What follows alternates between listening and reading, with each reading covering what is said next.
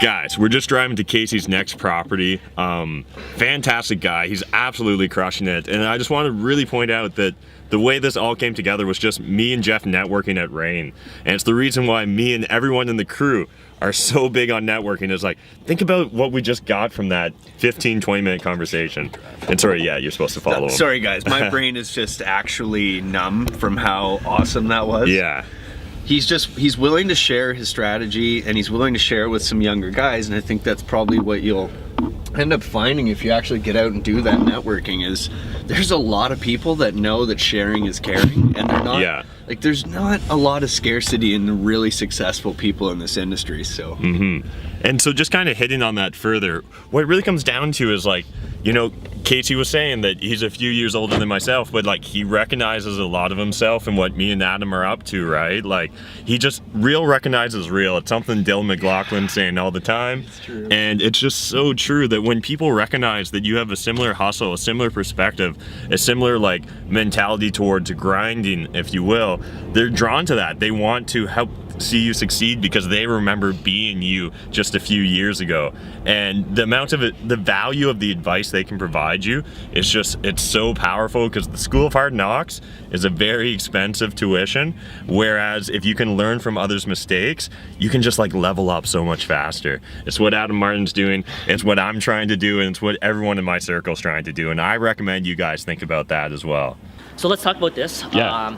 Bought this in, I don't even remember the year. This is 4 years ago. 4 years ago. This is literally a 5-minute walk to Google's head office. The LRT's here. This is really, really strong location-wise. We bought, this is 12 units, 9 towns, and then some duplexes. Oh, okay, yeah. So this is essentially 12 units. Most of them are three-bedroom towns.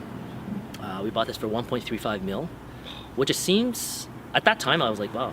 Actually, at that time I even said, no, but that's pretty cheap. Yeah. 12 units at 1.3. Yeah, no, that seems, yeah. Yeah, so it rents for about 13, I don't even remember the numbers. I think it's $13.95 or it's about $1,300. They pay all the utilities except for water, because water, you can get that separated as well, but water is a bulk meter. So I pay for the water, everything else they pay for. But at 1.35 million, this is a good solid investment. Yeah. When we bought it, there was, again, going back, there's some deferred maintenance. This is built in 1900s, like 1901 or something. It's an older building. The only major thing was there's water penetration into the basement, into these two in particular, and a little bit to the one over here on the corner. So it's 1, 2, 3. So 2, maybe half. And then I got, when you're negotiating with the vendor, I said, hey, you know, you have some water problems. The tenant's been telling you, and you haven't dealt with it. So I basically said that either you deal with it or I deal with it.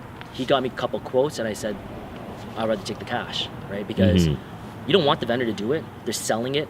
They'll probably, you know, cheap out or whatnot. So you get the money, and then you rectify it. And all I did was, if you can see those downspouts, those beautiful downspouts, there's $35,000 cash back on close. So I took the $35,000 or $30,000 or something around there, and I took that. And the main thing is that you want to divert water, right? Because water's coming in. You can see there's a slope going in, sort of into the buildings. There's a storm drain right there, but all of this, that's a parapet wall, and those are the scuppers. So all the water was actually running, and this downspout, it has a downspout going in, basically going out. It was disconnected actually and going back into the building, right? So all I did was, I just added 1, 2, 3, 4, 5, 6, 7 downspouts, and I diverted all the water back to the front, to the drains, to the storm drains, and that was it. That solved everything. Boom. So that cost me That wasn't 35 grand. It wasn't it wasn't 35 grand. But that's what you have to do. You first say, okay, there's a problem. Solve the situation where you can divert the water out, right? So you leveraged that fact to get you that cash back deal? Yeah, because beautiful. Because I didn't know what the problem was. I knew there was water. Right? Yeah. But first you have to solve the initial problem. The secondary problem is that you're getting water in the basement, right? But the initial problem is that water is getting in. Stop that source and see what happens. Even if it does, like, even if I had to use the 35,000, I would have to use it, right? If I diverted the water and it still happened, I would still have to waterproof that, right? So that's my next step. That's my next stage, is that I do all this. I'm gonna have to excavate, waterproof it. That's probably about $5,000, right? Probably about $5,000. probably get some, I outsource all that. I don't do it anymore. Yeah. Outsource all that, get that waterproofed, right? And that hopefully that solves it, right? Because maybe there's underground water, something's happening. Yeah. Right. But again, for me, I'm looking at, you're looking at the numbers, you're looking at the location, you're looking at the building, you're looking at any kind of deferred maintenance. You're putting all that into that piece, right? And then you're analyzing, right? You don't just say, okay, well, this is cheap. It's 1.35 mil. Yeah. I'm gonna go buy it. No, dude, step back. Like, what's going on? It's What's falling over. Yeah, if it's falling over, yeah, it's not cheap, right? So you have to look at the numbers. And if you're not sure about the location, like there's hard numbers that you can look at. And I always go back. This is I made up this analysis. I go, there's hard numbers and there's soft analysis and there's hard analysis. Hard is the numbers. Soft analysis is this. I don't know if people talk about this. Is that the location you're not sure about? Sit there on a Friday night and a Saturday night, right, in my car, because I've done that to downtown property, literally just probably 4 months ago, and I sat down on a Friday night, and my wife calls and was like, "It's 12 o'clock, man. Nothing's happening." So I go, "Yeah, nothing's happening." So, but it depends. Like if you're in a rough location and you don't know what's happening and you don't know the tenants and whatnot, sit out there for a Friday night, Saturday night, see what's happening, see the tenants, see if there's a lot of street action or whatnot. You know, you know what I'm talking about. Yeah, exactly. Yeah. We are both thinking about Dundas right now in London. Okay. Yeah. Where if you sit out on a Friday or Saturday night, you'll be very informed. Yeah, exactly. Exactly. Just walk down that street. But yeah, you have to, because you're actually basically you're getting into a business that you don't know anything about, right? So you want to know before you buy it. Yeah. You don't want to go there on a Friday night because now you have to, right? Because there's dealers there, there's this or that happening, right? You don't want to do that. You want to see it firsthand. You say, okay, well, now I can see all this problem. Am I ready for this? Right? So there's the hard numbers, then there's a soft, sort of the soft analysis that you have to do as well. That numbers or whatever people present to you, you're not going to see that. Yeah, that's a great tip about sitting by the property. Wonderful. I've definitely done that before too. Yeah. Well, I think it's refreshing too for people to hear that you're doing this at that stage in the game, right? Yeah. Right? Like this is your first property you're doing this on. This might be... Yeah, this is, I don't know how many properties like we have. Units wise, you're always doing that. Yeah. Because you don't want to get a bad apple. Yeah. Right? Once you get that one, that eats up all your time. It's distasteful, Yeah. It's one bad property could be worse than all your properties, right? Just because that one little step, right? That one tenant, that little thorn in the side of you that was really taking up a lot of the time. But that's actually my fault because I didn't do the analysis properly. Yeah. So I love that. That's great. It's extreme ownership right here. Yeah. Take a look at the roof line. So that's actually a TPO membrane. When we buy these buildings, when I buy my buildings, it's either going to be a tar and gravel flat roof, or it's going to be a TPO. And this is it's a rubberized membrane. When I cost it out, let's say if I'm going to cost on a 2.5 story walk up, it's usually $10 a square foot for a tar and gravel, and for TPO it's probably looking at about $12, $12.50 a square foot. So I'll just normally pace it out, I'll just walk it out. So one step is 3 feet, and I just pace it out, I'll just calculate it and whatnot, and I'll go to my contractor and say, hey, what do you think? How much is this going to cost, right? But know your cost, because one of my roof is going to go, and I already have that money sitting there. You have to have that, because when you negotiate, you want to know that fund is just going to sit there when that thing happens, when that roof needs to get changed, when that boiler needs to get changed, right? You have to have that. So just be cognizant of what will come up, and just make sure that your funds are there. Don't touch those funds, right? Yeah. Very simple. Yeah. And are you working off, say, a percentage of all your buildings to come at that fund, or like are we talking, let's say, 5% of the value the portfolio is sitting in an account? Okay, well, that's something different. So let's say my R&M, I do on a per unit basis. If there's anything like a major change, a major repair, I have to know how much that's going to cost. So if this is going to be, if one roof is going to be, let's say my Linwood property, it's going to be about $80,000. I need $80,000. Yeah. Okay, but I'm not gonna put that into my R&M. So my R&M normally I do on a nice building, let's say on a Waterloo Village, we have that 89 right out. I'm gonna put probably about 20% per month per unit on the rent. I'm gonna put that on my R&M. And an older building like this, I'm gonna put 80%. So basically 80%. Let's say if it's $1,000, $1,300 times 80%. That's per month. That's gonna be per year. Okay, so I'm storing about, let's say, $800. Okay, per unit for a year. for my R&M costs. Mm-hmm. Okay.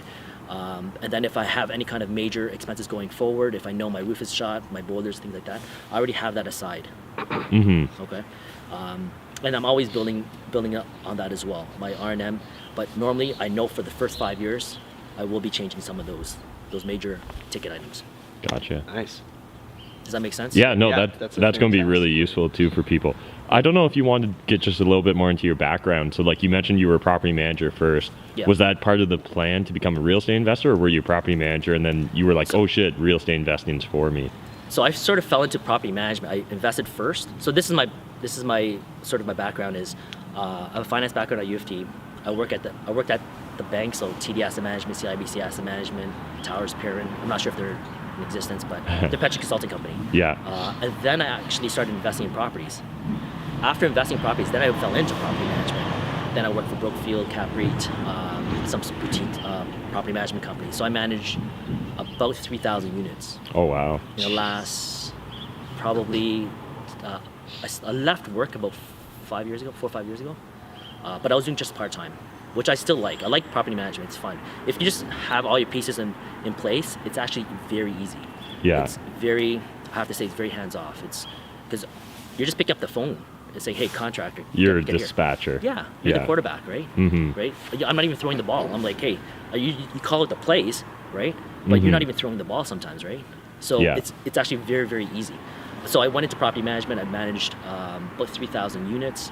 I had property managers that I had to oversee and whatnot. But that's sort of what I do, right? And a lot of the big boys, that's what I learned over at CapREIT, is that they don't overspend. They don't over-renovate. So I can talk to you about that, my other buildings. Sure, yeah. Any other questions? I just had a quick thought. I mean, let's say you've got your 3,000 tenants you're trying to look after. Yeah. Are you using certain softwares or? We use certain- RD. So I'm not managing 3,000 units anymore. Yeah. That was over Even less. for your own portfolio. We use Yardi Genesis. So most of the property management companies will use Yardi. So we use Yardi Genesis. That's a lowest end Yardi, and it's affordable. It's about $2,000 a month, $2,000 a year, and yeah, it's my administrator in my office will do all that. Okay. Awesome. So you have a full-time administrator Yeah. that, are they kind of like, they take the initial phone calls and then does it cycle up to you, or? So actually, I break it down into this. She does all the receivables and some of the payables. Oh, okay. The receivables that she'll pull, like she'll do a PAD, so we'll get the checks, just like any other, whatever, any property management company. If you want to pay direct, you fill that form out, and I pull it. I go into your bank account, I grab the money on the 1st of every month, and that's what we do. So she does that. If it's showings, it's per building, and I get my leasing agents to show, and that's super easy. We can talk about that as well. And I pay $10 per showing. Oh, okay. Yeah. Nice. So I don't do any of the showings, but I screen people as well. So I'll screen people. I'll make sure that they are at that, they qualify. Yeah. Right. Once that happens, then I'll basically take that and send it off to my leasing agents, and they usually live on site, or my super who lives pretty close. Okay. Yeah. Awesome. Yeah. Yeah, that's awesome. I appreciate the peeking behind. Yeah, well, we're constantly because we're going through growing pains right now. Okay. So, yeah. So normally this is what I do. I normally don't show an empty unit. I always show a unit that's already occupied, and I always, like when I do my annual checks or whatnot, fire inspection, I'll pick out a nice unit. Okay, and that person is going to show for me. If they're at home and they're not working or whatnot, the spouse is working or whatnot, that might be better that I get that person, she's always on site, she or he, and I try not to show an empty unit. And I'll pay that person $10 per showing. Yeah. Okay, so if they group it together, let's say 5 or 10 showings all together, it's either $50 or $100. Yeah. Right? So I pay that person for that, and then any kind of other work as well. So my superintendent, they get all the first dibs on all the painting, the cleaning, things like that. Nice. Gotcha. Right? So that actually helps in my bottom line as well. Yeah. Right? So $10 per showing, and then I get them to do the cleaning and whatnot per unit, and any kind of painting and whatnot. Yeah. Awesome. Any other questions? Great. Yeah, it doesn't matter. We can do them at each property. Yeah, too, yeah, so let's that's go. fine too. Awesome. Okay.